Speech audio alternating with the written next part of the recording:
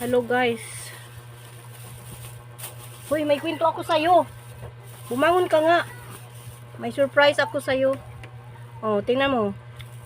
Galing akong lungsod. At yung nabili ko, itlog. Ayan ha. Itlog yung nabili natin. Galing lungsod. Medyo crack pa siya. Ayan oh.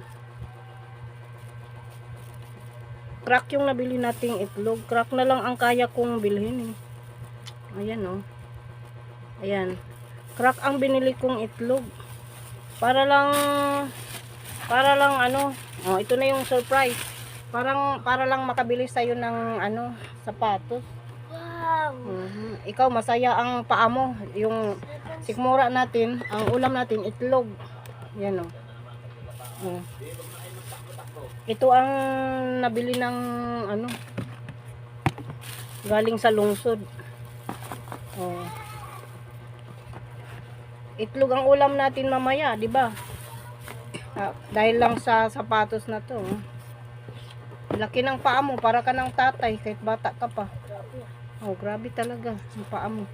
Sukat mo nga. Puro kang ngisi. Ngayon, ang itlog ang ulam natin. Para lang sa sapatos mo, kasi recognition na tayo sa ano, baka may hawak tayong kunting pera, tapos baka maubos. Bago maubos, kaya inutakan ko ng buhay natin na meron tayong bagong sapatos, recognition. Magtanggap tayo ng ano, ng, alangan naman luma yung ano, yung bitak-bitak ang gagamitin natin sa recognition mo. High honor ka pa naman. Tapos, bitak-bitak, sa awa ko naman sa'yo. Oh, ito, hindi na tayo mapahiya nito.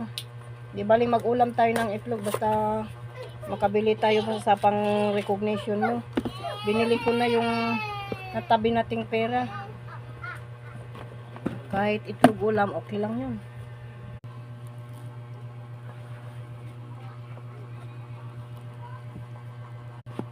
Ayan. Okay na yan.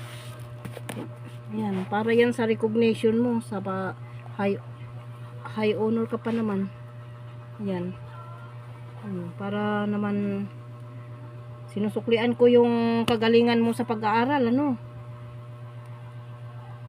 Kung di ka lang magaling sa pag-aaral, di ka palang high honor.